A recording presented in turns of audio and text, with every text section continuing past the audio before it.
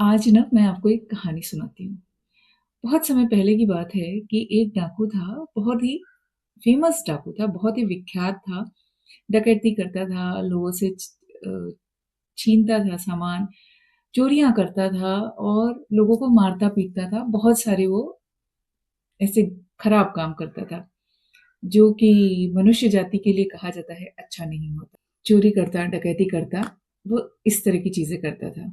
फिर फाइनली कहते हैं बुराई का अंत होता है, तो एक बार वो पकड़ा गया। पकड़ा गया तो उसको फांसी की सज़ा सुनाई गई।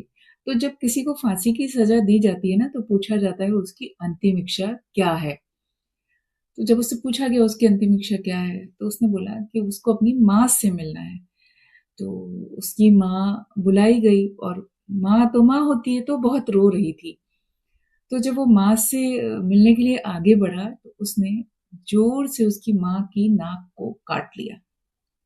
उसने उसकी माँ की नाक को इतनी ज़ोर से काटा, खुद की माँ की नाक को काट लिया, मुँह में पकड़ा और उसने काट लिया।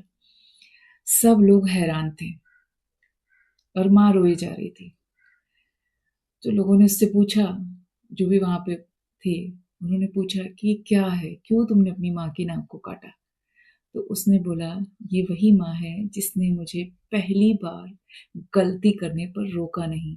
जब मैं स्कूल से बच्चों से पेंसिल चुरा के लाया, तो इसने बोला कि कोई बात नहीं बेटा, अच्छा है, लिखने के काम आएगी। हमें आजकल ना मोटिवेशन देना बहुत आसान है। बहुत सारे मोटिवेशन हमें मिल जाते हैं, कभी यहाँ, कभी वहाँ। लोग बोलते हैं हम बच्चों को नर्चर कर रहे हैं, हम बच्चों को बड़ा कर रहे हैं, हम माता-पिता हैं, हमें उनको डाँटना नहीं है, बोलना नहीं है, मारना नहीं है। मैं डाँट या मार के सपोर्ट में नहीं हूँ, मैं कभी उस चीज़ का सपोर्ट नहीं करती। एंड इस टाइम तो शायद ही कोई पेरेंट अपने बच्चों पे हाथ उठाता है।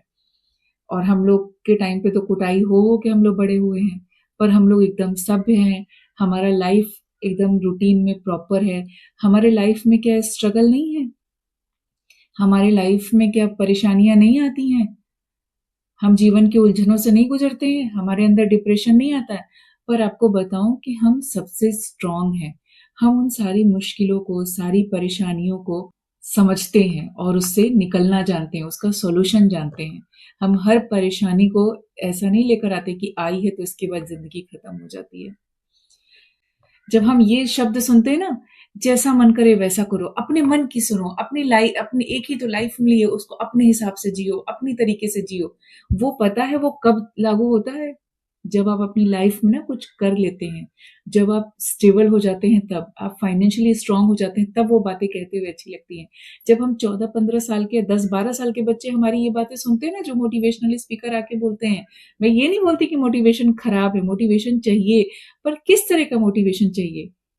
तो वो जो बच्चे हैं ना, वो पता है क्या, उस चीज को अपनाते हैं, हमें वैसे ही जीना है, हमें वैसे ही रहना है। और कुछ पेरेंट्स भी वही करते हैं। मैं देखिए, सबकी अलग अलग राय होती है, सबकी अलग अलग सोच होती है, सब अलग तरह से सोचते हैं, अलग तरह से लाइफ को करना चाहते हैं।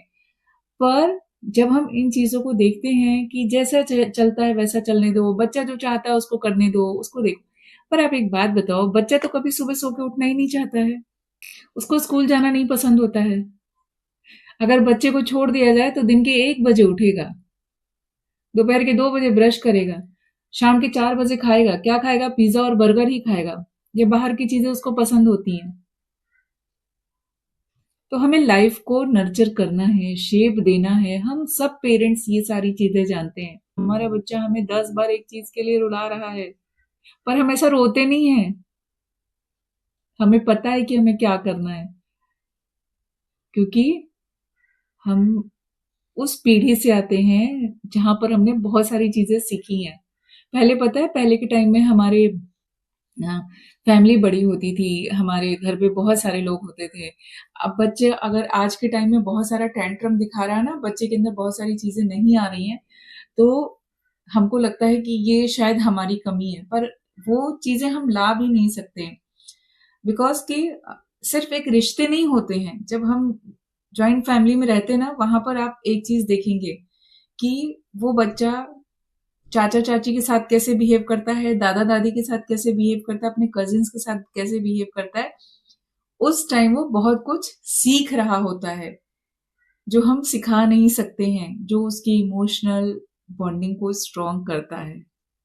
ऐसी बहुत सारी चीजें हैं,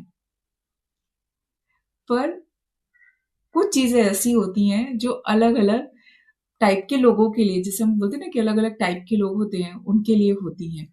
शायद ये चीजें उस उन लोगों के लिए नहीं होंगी जो कि अलग तरह से अपने बच्चे को रेज कर रहे हैं, जिनको जरूरत नहीं है कुछ जानने की, कुछ समझने की।